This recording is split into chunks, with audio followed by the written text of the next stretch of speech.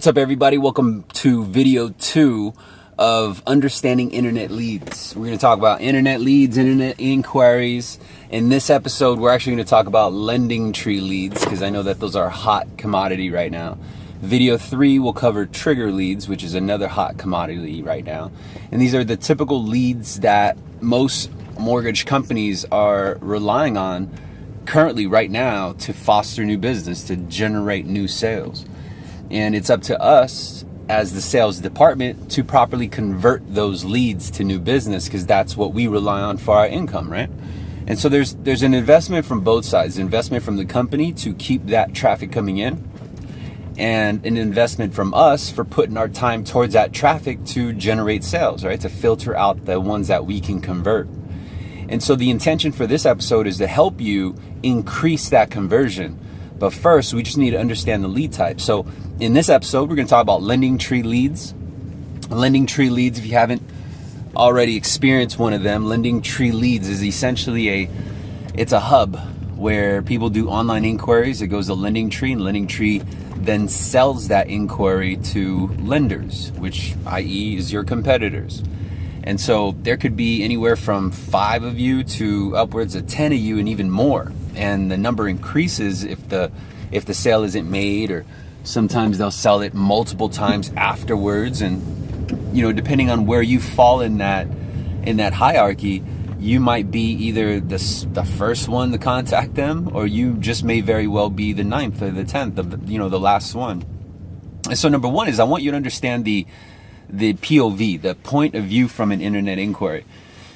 And what we have found, and you might agree with me because you've experienced it yourself, is that a majority of them didn't realize that they're going to get calls. Like their phone literally blows up, right? Like you connect with them and you could hear their phone in the background just going off, or you could hear the call waiting going off. Everything kind of just explodes from their inbox to their phone line. And typically they get pretty defensive with this unless we pay attention to it, unless we show empathy.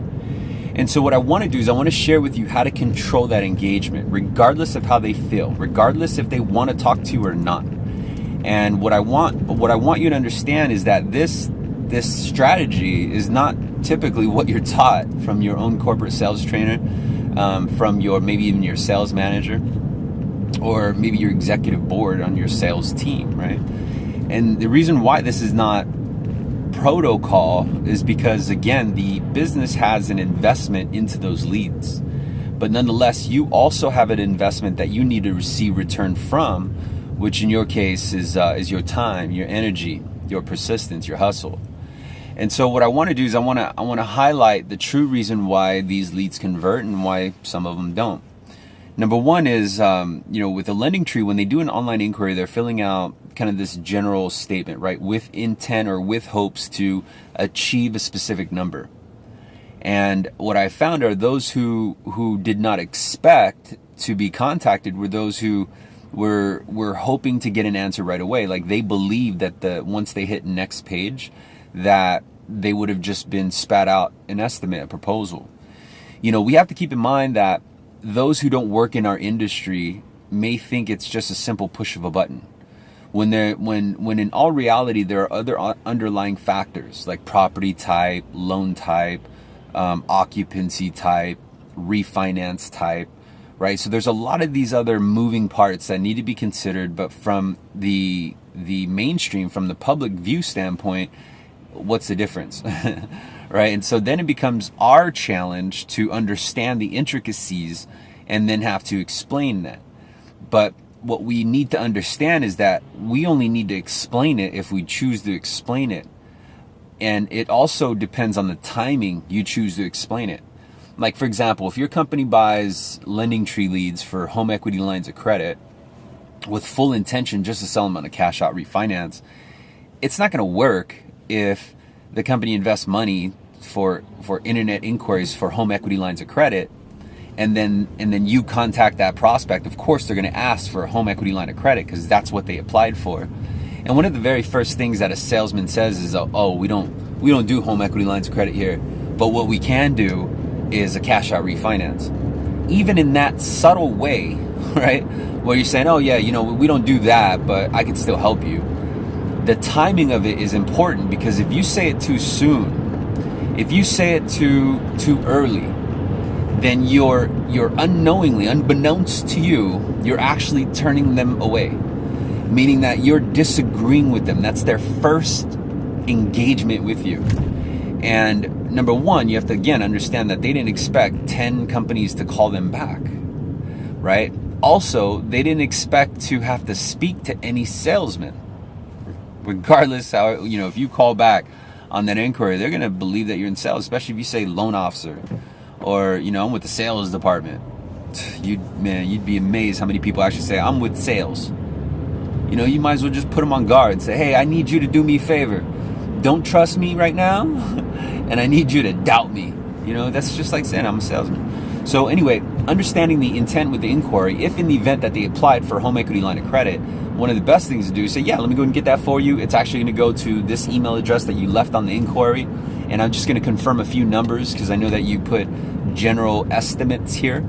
I just want to make sure a few things before I release the information. Now, the property type, it's blah, blah, blah, it's blah, blah, blah, and then you're just reconfirming the information, right? But the reason why you're opening it up that way is to show them that you got the information, is to show them that you're paying attention to the details. You're not like your competitors who are just trying to go in for the sale, who's trying to go in for the kiss. And when we go in with a more covert approach, where we're more interested in helping them rather than selling them, because you and I, we understand the art of farming. Like in video 1, I shared with you, sometimes you just have to farm.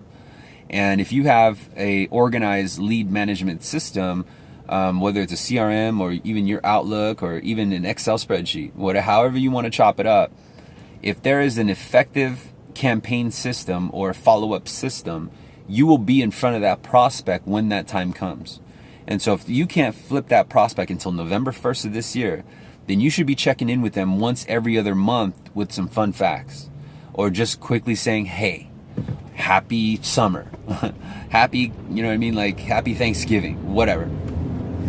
And the reason for that is because you've already made engagement with them, and you want to show them that, you're a professional. And what's more important is that when you make it easy for them to solve the issue and they feel like they got bond with you because they already went through it with you, they are more likely to complete it with you because you already know the deal.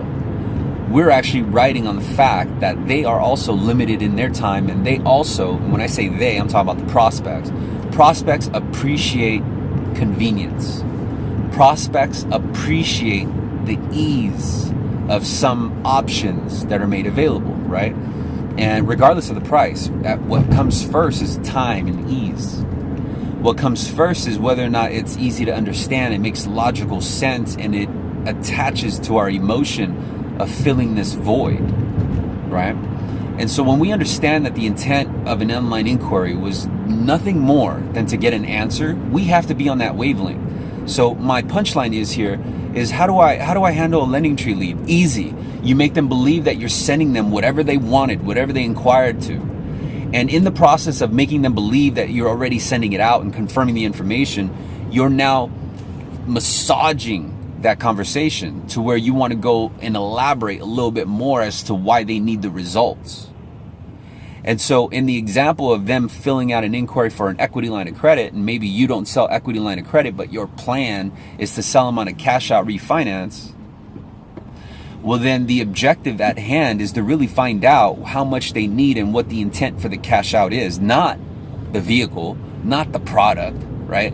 There's a void that they want to fill, and because they're consumers, their vocabulary is limited within our world. They don't know what LTV means. They don't know what CLTV, DTI, HELOC. They don't know these abbreviations. You and I do. Just like they don't know other alternative options, but you and I do. And so it becomes important to understand the timing of the delivery of this information, because if we present it too early without creating that sync, that bond, right? That oh, okay, we're on the same level, got you, right? And they're opening themselves to you. There's the beginning of the relationship, of fostering that connection. And when you're able to do this properly, you're going to find that it's more of a conveyor, but it really is more of a system. It's more of a momentum in the conversation where you're actually moving them down the line, right? You're moving them right to the checkout stand. And I want you to understand that regardless of whatever lead we're talking about, internet lead, lending tree lead, outbound lead, whatever lead it is, the bottom line is we're just trying to find out what the results are. And sometimes we need to switch up our approach to better adapt to that particular lead. Think of every lead having its own frequency, its own beat, its own rhythm. And what I'm talking about, this own beat, this own rhythm, is this energy and this intent. It's kind of like the energy you bring with you when going to the bathroom or going to the kitchen to handle a specific objective. There's a momentum about you. And if anything stands in your way of the momentum, still that objective needs to be reached. Get it? And so even if you're headed this one direction to use the bathroom and that bathroom don't work, well, guess what? You're going to find a way to get to a bathroom. Whether it's a second floor, third floor, next building, next room, whatever, or if it's outside, you still have an objective to complete. And I'm going to show you how to complete it. So stick around for the next video. Video 3, we're going to talk about trigger leads. Trigger leads is very popular right now because number one, they're actually not as expensive. But number two, you're already meeting someone in the process of utilizing their credit. They're already applying for credit. They need some sort of cash flow. And how we incorporate it in our line of work, I'm going to share with you in video number 3. So I hope this video helps. If it's your first time watching Sales Remastered, consider hitting the subscribe button. Hit that bell so you get notified of the content being released. If you're watching this on Facebook, I appreciate your time. Hit that thumbs up. Tag someone in the notes. Let someone who else needs to see this inquiry about internet leads. If their income is determined by internet leads or any type of sale, then you want to put them on this feed. Introduce them to this brand. Let them get the answer so that they can improve the quality of their life. They can get the momentum that they need. They can reach the tiers that they want. They can hit the income bracket that they so desire. And I'll see them there on the next video. Bye.